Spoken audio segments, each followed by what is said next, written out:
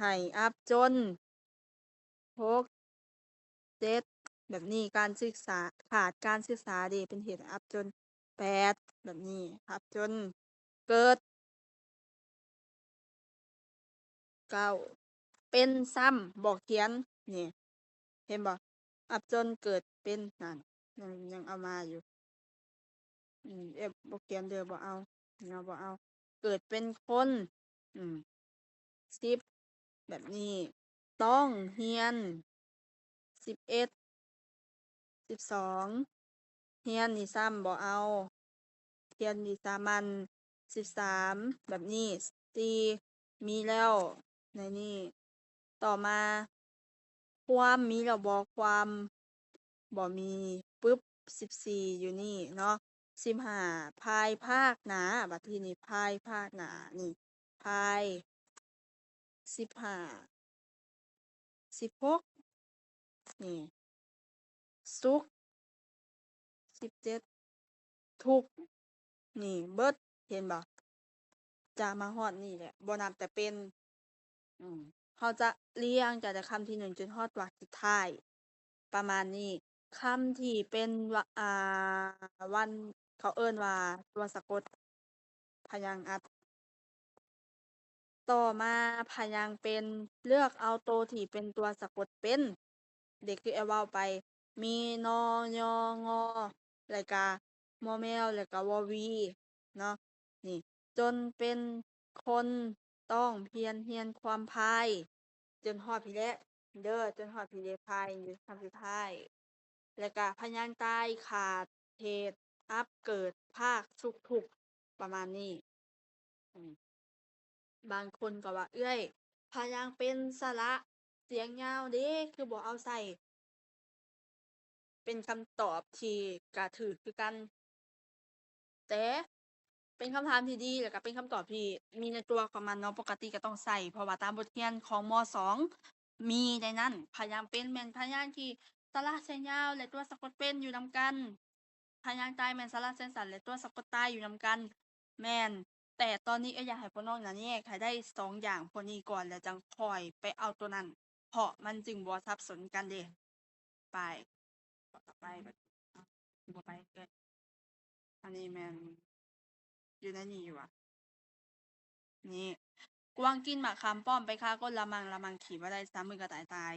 เอ๊ะคือเก่าเลยพยางค์เป็นพยางค์ตายพยางค์ไขและพยางค์อัดกวางพยางค์เป็นกินขามป้อมก้นมังซ้ำตายตายนี่ก็เป็นพยางค์เป็นตายก็มีแต่หมากอืมไขคาละขี่บ่มือกะประมาณนี้เนาะ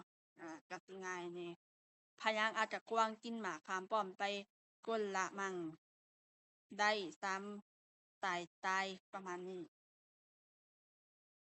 ข้อนี้บัดทีนี้คือข้อที่อยากแบบเกินเขาเอิ้นว่ามันอัปเลเวลของเราขึ้นมาหน่อยหนึ่งเนาะนี่ตัวนี้แหละคือโจทย์ที่ออกแบบทุกปีเว้าง่ายๆก็คือออกแบบทุกปีซะจงสังเกตข้อความแบบนี้แล้วตอบกขคจและสอเสือเพิ่มเข้ามานี่มีลักษณะสัมผัสแล้วก็เนื้อในเนาะก็คือข้อนี้นี่แม่นเขาถามหาเดี๋ยวอ่านโจทย์ก่อนตัวสะกดที่นำใส่ในบทกลอนมีตัวใดแน่ซ้ำกันเขียนเอาตัวเดียวเขียนพยางค์ที่มีหมวดอักษรสูงเป็นตัวแกนออกมาทั้งหมดซ้ำกันเอาตัวเดียวเขียนพยางค์สระที่มีอักษรต่ำออกมาทั้งหมดซ้ำกันเอาตัวเดียวพยางค์อัดออกมาทั้งหมดก่อนเขาเท่านี้มีลักษณะสัมผัสใดถูกต้องที่สุดเขียนคำสัมผัสออกมาบทกลอนของเธอนี่มีเนื้อในเว้าถึงหยังก็คือเดี๋ยวมาอ่านก่อนลูกหลายคนพ่อแม่เลี้ยงจนเติบใหญ่บ่เคยจ้าคันดาตีเป็นคำสอนให้ลูกแพงเป็นคนฮู้พ่อแม่อดทนสู้หาปูปลาเลี้ยงลูกอ่อนนอนกลางคืนบ่อิ่มซ้ำอังแงห้องแม่ตื่นมาลูกแม่เอ้ยโตนี้หั่นนะอ่ะอันนี้แม่นโจทย์ของเราแล้วมาเบิ่งคำตอบในแต่ละข้อเฮ้ยเป็นจั่งใดนี่เนาะก็คือเดี๋ยวสิถามก่อนทวนคืนบทเรียนเก่า ตัวที่เว้ามาวังกี้ก่อนนั้น ตัวสะกดในสระของเฮานี่ในภาษาลาวของเฮานี่มีทั้งหมดจักตัว โดยตอบ มี8 ตัว 8 ตัว โดย8ตัวมีหยังแหน่ มีกอยอมีงอมอลอยมอ โอเค โอเคไว้ก่อนเนาะ โอเคไว้ก่อน ก็ถือว่าทุกคนก็ได้เว้ามานี่ก็ถูกแล้ว อ่า ดังนั้นในนี้เฮาจึงเลือกมาจากบทกลอนของเฮาก็คือ เดี๋ยวมาเบิ่งนำกันนะจำบ่ได้เว้ย นี่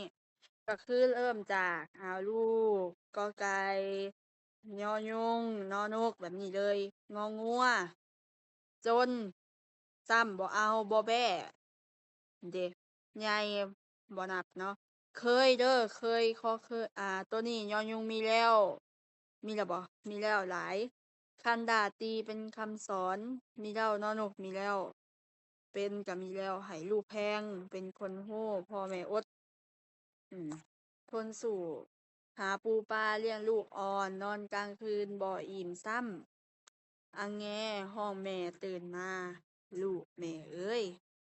กอไก่ แสดงว่าในบทโจทย์นี้มีตัวสะกดทั้งหมดอยู่จักโตว1 2 3 4 5และ6โตวเนาะบ่มีแต่ยังขาดตัวใดนี่ ขาดบ่แบ้และบ่วี เด้ส่ำนี้แหละ ตัวสะกดที่อยากให้พวกน้องตอบ อืม เขาถามหาตัวสะกดที่นำใส่ในบทกลอนมีทั้งหมดจักตัวก็ตอบเลยตามนี้เนาะ ขอไข่บัดทีนี้ เขียนพยานที่มีหมวดอักษรสูงเป็นตัวแกน หมวดอักษรสูงในภาษาลาวของเฮา อักษรสูงเด็กตอบให้เลยเนาะ เขาเดี๋ยวบ่ถามเพราะว่าเดี๋ยวจักหน่อยมันสิซ่าไปเติมเขา3ถง ไผ ฝาก ให้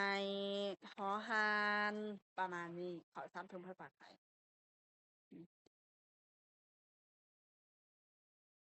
เดี๋ยวมันสิเป็นจนเติบใหญ่บ่เคยจาบัดทีนี้ อันนี้มันเป็นอักษรกลางตั่ว ถูกบ่ หรือว่าถามหาอักษรสูงบ่ อักษรสูงหรืออักษรกลาง อ้าว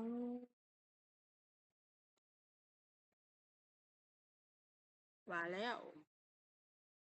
อีกแล้ว อักษรสูงแสดงว่าข้อนี้จะตอบผิดจะหมดเลยนะ ทฤษฎีบ่ตรงกับคำตอบ เดี๋ยวเรามาตอบนำกันเนาะ ข้าว3ถง ไผฝากให้ เดี๋ยวอธิบายก่อน หมวดพยางค์ ก่อนอื่นหมด ก่อนที่เราจะแก้ข้อนี้ได้ 1 เดี๋ยวอธิบายล้ำขึ้นก่อนว่าวิธีแก้โจทย์แบบนี้เราจะแก้แนวใด เพื่อหมู่ที่มาใหม่หั้นยังบ่เข้าใจว่ามันเป็นแบบใด 1 เราต้องรู้ก่อนว่าโจทย์ที่เพิ่นถามหาน่ะมันให้หยังมาแหน่ 1 เพิ่นให้พยางค์ พยางค์ก็คือเสียงของคำนั้น องค์ประกอบของพยางค์มีพยัญชนะ สระและวรรณยุกต์ หมวดอักษรสูงเป็นตัวแกนออกมา 2 ก็คืออักษรสูง 3 ตัวแกน อักษรสูงในภาษาลาวของเฮามีทั้งหมด6โตวเนาะ ข้าว3ถง ไผ ฝาก ให้ แบบนี้ แล้วตัวแกนบาดทีนี้ เดี๋ยวเขียนออกมาให้แบบนี้ก่อนเนาะ ข้าว3ถง ไผ ฝาก ให้ โอเค บ่ได้จุดเด้อยินเด้อ แล้วบัดทีนี้อยากรู้ว่าตัวแกนมันคือหยัง ตัวแกนของอักษรก็คือหมายถึงคำ ก็คืออักษรนี่แหละ มันหมายถึงอักษรธรรมดานี่แหละตัวแกนของคำว่าเขาคือขอไข่ ตัวแกนของคำว่าสามก็คือสอเสือ สมมติ ตัวแกนของคำว่าลูกก็คือลอลิง ตัวแกนของคำว่าแม่ก็คือมอแมว แบบนี้ แต่เพิ่นกระซับเข้ามาว่าเป็นอักษรสูงแสดงว่า ตัวแกนของคำทั้งหมดนี่ต้องแม่นอยู่เทิงนี่เด้อต้องแม่นตัวเทิงนี่เดี๋ยวพาตอบข้อนี้มาเดี๋ยวเรามาตอบนำกัน วิธีตอบแบบบ่ให้มันดน เมื่อเราได้แบบนี้ปุ๊บเราอ่านไปเลย ลูกหลายคนเดี๋ยวเสริมให้บัดทีนี้ มาเว้าตัวนี้เราเห็นได้ว่ามันมีหอห่านนะแม่นบ่ มันมีหอห่าน หอห่านของเรานี่ทุกคนยังจื้อแม่นบ่ว่าพยัญชนะในภาษาลาวมีทั้งหมด3อย่างนำกัน3จุ พยัญชนะเข้า พยัญชนะผสม พยัญชนะควาบ แสดงว่าหอห่านตัวนี้มันจะต้องรวมนำงอ หยอ หนอ เดี๋ยวเขียนบ่ได้หนอแป๊บหนึงเด้อ มีหนอ หมอ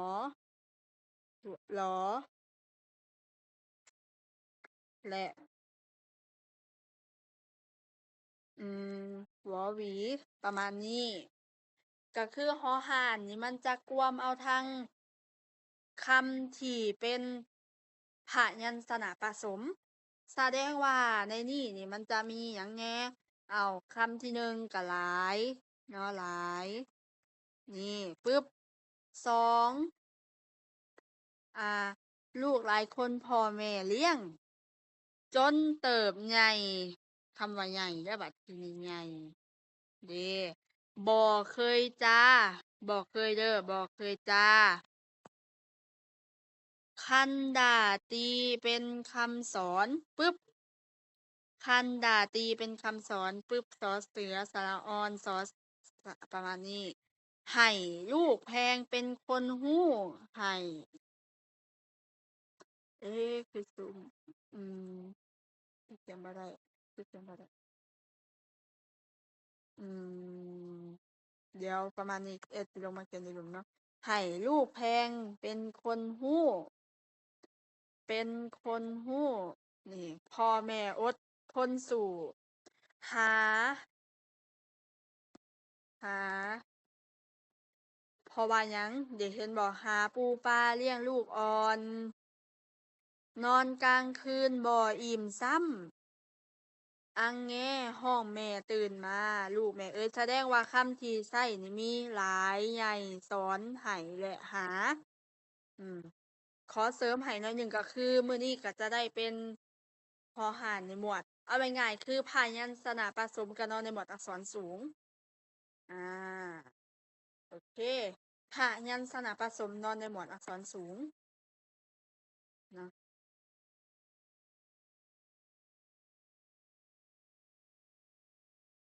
ต่อมาบาดทีนี้ เขียนพยัญชนะแกนที่มีตัวอักษรต่ำคำถามนี่อันเดียวกันกับตัวเทิงเลยวิธีแก้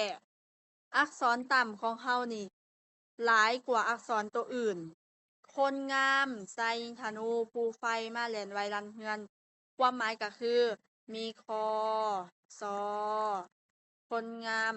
เห็นบ่คนงามตายยิงธนูปูไฟ มาแลนไวรันแล้วก็เฮือนเนาะนี่ก็คือแสดงว่าเราต้องหาตัวนี้มา เริ่มจากคำว่าลูกเลย ลูก